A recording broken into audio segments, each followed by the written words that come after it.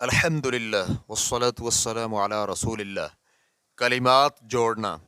سوال کیا گیا ہے ٹوٹے ہوئے کلمات اور اس سے کھیلنے کا حکم کیا ہے؟ الجواب بعون اللہ سبحانہ وتعالی۔ ایک ذہنی کھیل جو آج کل مختلف اخبارات اور میگزین میں مختلف اقسام اور اہتمام کے ساتھ آ رہا ہے، جسے حروف اور کلمات ملانے کا نام دیا جاتا ہے، یہ ایک ذہنی مقابلہ ہے جو انفارمیشن اور ایجوکیشن پر مرتکز ہوتا ہے اور ہر قسم کی معرفت و فن پر مشتمل ہے۔ اس کے ساتھ ساتھ فی البدیہہ تیزی اور ذہانت پر بھی مشتمل ہے۔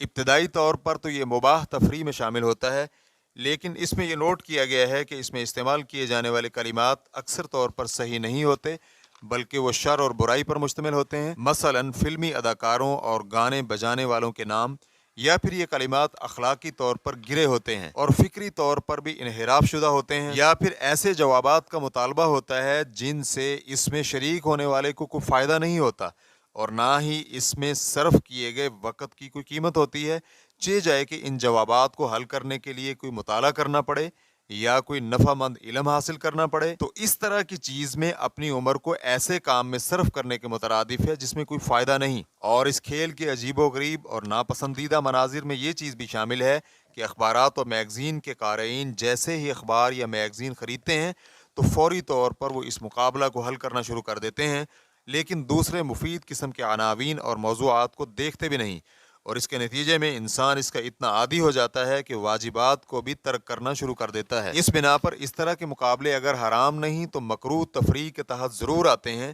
بشرطے کہ یہ واجبات کو ترک کرنے کا باعث نہ ہو اور ایسا کرنے والے کو عادی اور غفلت اور نسیان کی حد تک نہ لے جائیں، وگرنہ اس طرح کی صورتحال میں اس کی حرمت کا قول زیادہ بہتر ہے۔ ریفرنس کے لیے دیکھیے قضائے اللہو والترفیہ، تالیف معدون رشید، صفحہ نمبر 188۔ کچھ تغیر و تبدل کے ساتھ اقتباس مکمل ہوا۔ اس طرح کے مقابلے کی شیٹس بنانے والے مسلمانوں کو چاہیے کہ وہ ان حروف و کلمات کو تیار کرتے وقت ایسے کلمات اختیار کریں جو فائدہ مند ہوں، اور قارئین کرام کو وہ کلمات تلاش کرنے پڑیں جو ان کے لیے علمی فائدہ کا باعث ہوں اور ان کے عوض انہیں خیر و بھلائی حاصل ہو۔ واللہ تعالی اعلم۔ اسلام QA ریکارڈنگز، مؤسسۃ الشیخ محمد صالح المنجد، المملکۃ العربیۃ السعودیہ، فتویٰ نمبر 3473۔ والسلام علیکم ورحمۃ اللہ وبرکاتہ۔